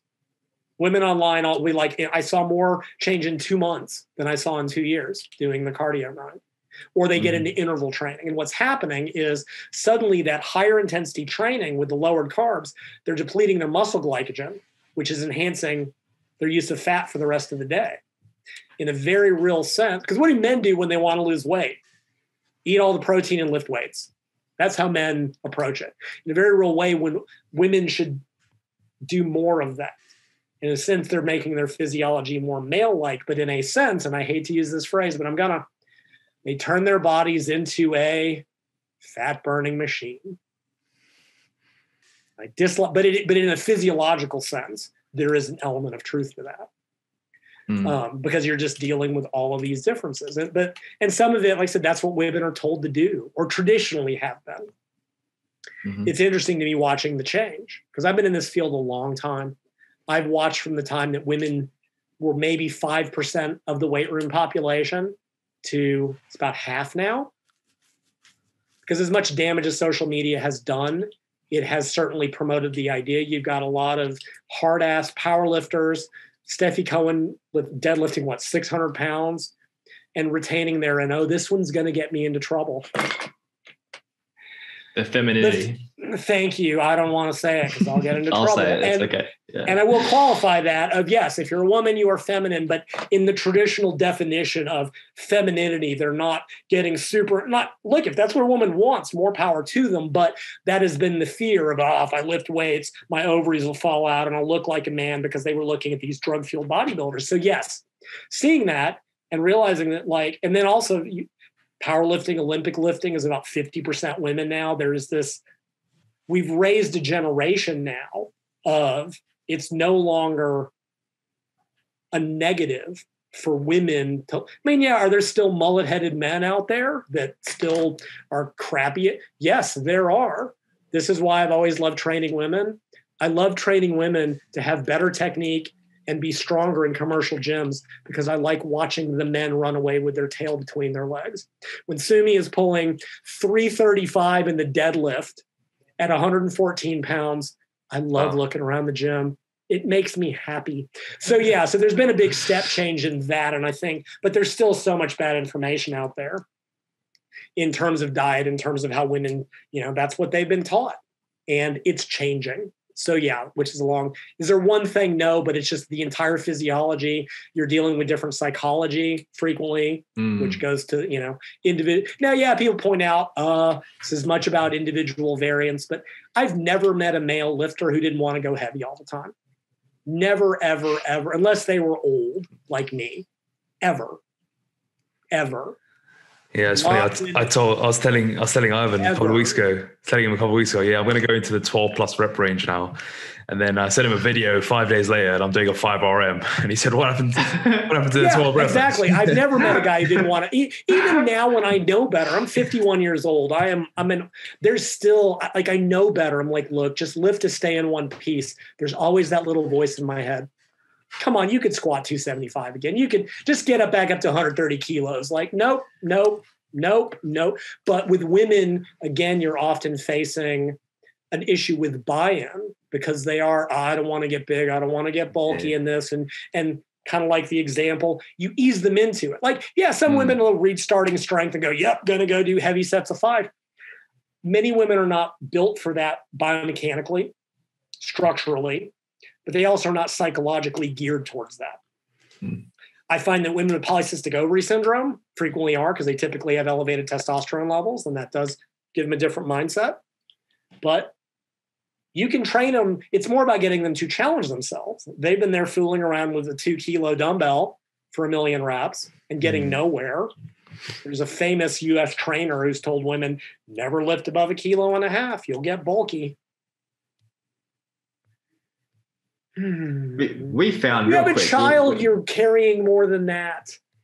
We have found the US misinformation is huge, massively. It's way worse in the UK. Yeah, way worse. Is it really? Okay, that surprises me, but we're a bigger country. We've got more longer nonsense. Oh, it's terrible. And so you take that woman, you go, look, we're just going to go a little heavier. You get them doing sets of 15 where the last 2 or 3 are challenging. Like, you don't jump them into powerlifting. But what I always found, and I'd love to hear your experiences, like with the aerobic thing, like with fitness becoming a means to its own end, when they start to feel a little bit stronger, they often get really hooked on it. Yeah, we've seen that, definitely. And frequently, and that may lead them to wanting to really see what they can do. And it may not, and that's fine too. But they're suddenly, I can, whatever it is, pick up this heavy ass grocery bag. I can do that dude thing and carry 16 grocery bags from the car because I'm not making 2 trips. Suddenly the function, they go, I had a client once years ago and she got real strong real fast. And I guess she and her husband were wrestling and she basically leg pressed him across the room. He sent me a note that said, if you make her any stronger, I'm going to stop writing the checks. Wow. Yeah. So I think I probably just out of spite made her even stronger. But so with that, the buy-in can be more challenging. But once you get them doing that, often they get hooked and they love it, which is always. And like I said, I'm seeing that in powerlifting. I'm seeing that there's the federation we compete in has a women's only meet now because there's enough women to do it. There's enough of a pop. Used to be there was, if you saw a handful of women at a powerlifting meet, that was a lot. And now it's half the competitors. And in the same way, and this almost kind of brings us full circle. In the same way that obesity has become an almost impossible to stop feed forward cycle, the same thing has happened with women in sport. There's there's an article on my website where I trace the history of women in sport from like the late 19th century to now. How many women do you think were at the first Olympic Games in 1896? Just take a guess off the top of your head. Exactly. 0. There were 0. There were something like 4 at the next games. It is now almost equal in 2021. There's still a couple of sports that don't have a women's division. But in most, it's 50-50 or 45-55 in most sports. And, in the U.S., sort of interesting history, a lot of the drive for women in sport at the Olympics was due to Russia and Germany in the 60s. Because the Olympics are all about proving whose political ideology is better. Don't let anyone ever tell you different. It's always has been. If you want a really fascinating documentary, go watch Hitler's Olympics. He was the first one that put on the mega Olympic Games to make Nazi Germany look way better than it was at the time because there was some ugly stuff going on. It was all imageering. And that started that. But Russia and Germany, they wanted to prove that socialism and communism were, and they knew that the more women there were in sport, the more medals they could win. So they pushed the IOC. And then what happened, Britain, which actually had a much longer sporting tradition than the US did at the time, for reasons y'all would know better than I would. The UK in the late 60s was like, and the US was like, we're losing to the commies and the socialists. We better get in this game. And in the US, where it really changed was in the 70s with the passing of something called Title 12 that basically said all public schools, for us, public schools are free. I know it's reversed over in Europe land. But any academic institution that received public funding had to offer women the same opportunities. And it didn't matter whether it was music, science, but it applied to sport. And up until that time, the question was always, are women not going into sport for lack of interest or lack of opportunity? And over the next 10 years, we found out because women's sport exploded. It was lack of opportunity. Men stayed static, but women exploded into sport. But we're at a point now, we've raised the first, and there were a lot of women athletes really pushing early on against a lot of blowback, right? In tennis, you had Billie Jean King, you had Martina Navratilova, who at the time was like, I mean, if you were a female athlete, you caught a lot of grief. They called into question you're a man or your sexuality or really ugly stuff. And they were really fighting an entrenched thing. But now we've raised a generation. You've got women who came up having access to sport. They're going to raise their daughters in sport. There is no putting the lid back on. And I'm not saying it should. And I predict, we'll see if I'm right, in 10 years, I predict probably there will be more women in sport, more girls going into sport than boys. Because what I think will happen, boys are going to go into e-gaming. They're going to want to play competitive StarCraft. And girls are going to keep going into competitive sport. I actually predict. In the US, it probably won't. American football is too big. That will always, if you took that out, I bet American sports are about 50-50. American football is way too huge in this country. But overseas, y'all don't have that idiot sport. So yeah, I think getting to the women thing, it's changing. I think you've also got a difference. My mom was in her 70s. In the 50s, how did you diet? You ate as little as possible. Maybe you exercised. One of my favorite stories, Barbie, Barbie dolls over there? There's a 1960s Barbie that infamously, it came with a scale and a book that said how to lose weight. You turn it over and it says, don't eat. It was didn't stay on the market. Go Google it. It's a real thing. But that's how you dieted. You lived on cottage cheese and lettuce as long as you could stand it. And up until recently, that's how you did it. But now, again, social media is a lot of bad, but also a lot of good. I think that's changing proportionally because you've got more women who didn't grow up in that dieting culture. And then those women taught their children that dieting culture. And that's how it gets passed on. We've finally broken some of that cycle. And I hope it will get better. I don't know that it will, but I think, again, that becomes a very feed-forward cycle within that population. Does that tell us how to fix Gen Pop? No. Said, can we figure out a way to put semaglutide in our food? That would be, I don't know if y'all have kept up with that. That's like the new great diet drug. It works better than anything. So they've seen 15% weight loss compared to the normal 10%. But it's an injectable. Is it GLP agonist? Is that right? Yeah, glucagon-like peptide agonist. Yeah. And even that goes to the difference, right? They typically approach weight loss. Well, early on, it was metabolic. They gave thyroid drugs like nobody's business. Then they gave appetite suppressants, phentermine, fenfluramine. But there's been a big realization. One of them they gave is Contrave, which addresses the dopamine system and the opioid system, the liking and wanting systems for food. Because like I said, you are dealing with I hate to use the word dysfunctional, but a a reward system that has become dysfunctional, either was inherently or became so over time. But addressing this, obviously, along with diet and activity, is key. And I still see the fitness hardheads. Why not try? I'll kick people out of my Facebook group for that nonsense. I'll warn them and then kick them out. Because why not both?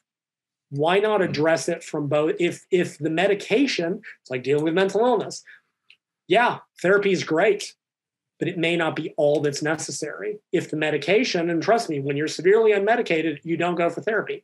If that helps you get into the behaviors that can then become a habit, what is the problem? Especially because these are people that take all kinds of drugs every day that they justify as being, but oh my God, take a weight loss to help control your appetite when you're dieting. You must just be. Lyle, it's been, I think you came back in a nice full circle there, and I think if you're up for it, we'd definitely love to have you back for a part 2. Oh, no, absolutely. I think this is really thoroughly enjoyed the conversation. Where can people find out more about your work and your books? So my website is and has always been bodyrecomposition.com. I've got like 400 articles, although I haven't done much lately because you know what? I've run out of stuff to say, genuinely.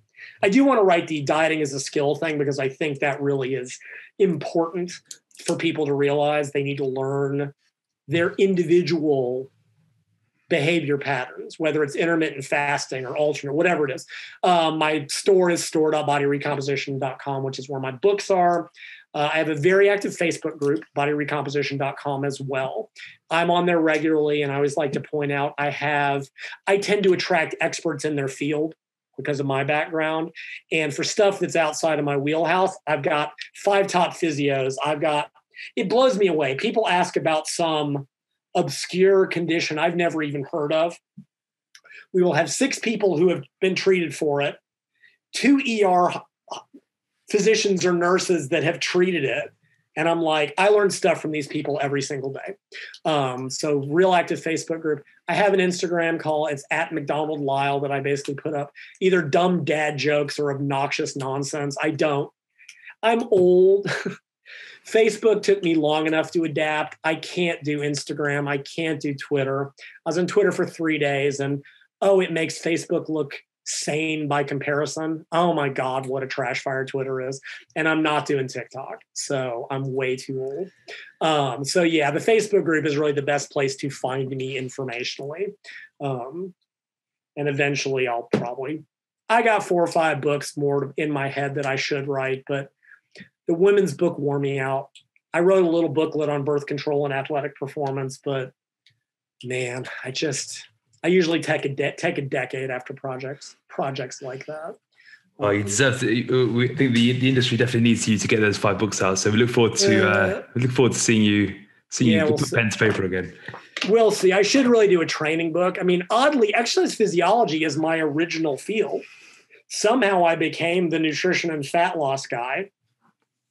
Which admittedly was always an interest of mine, but my formal degree is in exercise physiology. And I just have never really bothered to write about training concepts. But even there, real briefly, again, with women, you're dealing with not only physiological differences in terms of how they recover, fatigue, et cetera. You may be dealing with psychological differences, biomechanical differences. Many women, their legs are much stronger than what they can hold on their upper body to squat. Squats if they've got wide hips, knee issues, all kinds of stuff like that. Even exercises that breast implants is an issue. I've even got a section in the future volume 2, the impact of high heels. This is an issue for women in terms of shortening the calf and the Achilles tendon. Breast implants are an issue. For a guy to use a chest supported row, maybe no problem. For women, breasts vary in size. Actually, athletic bras, huge area of research because some large percentage of women will not do certain forms of exercise because it hurts. There's all these issues that as men, we don't, long hair. Do you have a ponytail? I can't tell from the front. Have you ever had a ponytail? Had long hair? In the middle of, want to grow one out eventually. Yeah, just wait till you're squatting and get your hair cut under the bar. Just once. It's all it takes to learn a very, very valuable lesson about long hair and lifting. At powerlifting meets, you will see women wear their hair differently from the different events because long hair underneath the head on a bench press affects neck position. Long hair on a squat, they may have to wear a high ponytail or pig. These are issues most men don't have to think about. So there are issues in terms of smaller joints, grip, et cetera, et cetera, et cetera. So yeah, eventually I'll get this written. We'll see. Don't hold your breath. Give me another 4, 5, 6 years to wrap my head around it. Awesome. Well, thanks so much for coming on, Lyle. Awesome. No, definitely going to have a part 2. Guys. And let me know. I'll be curious to see how the gamifying stuff, what y'all come up with. I think that's for sure. I think that's really the key. Yeah.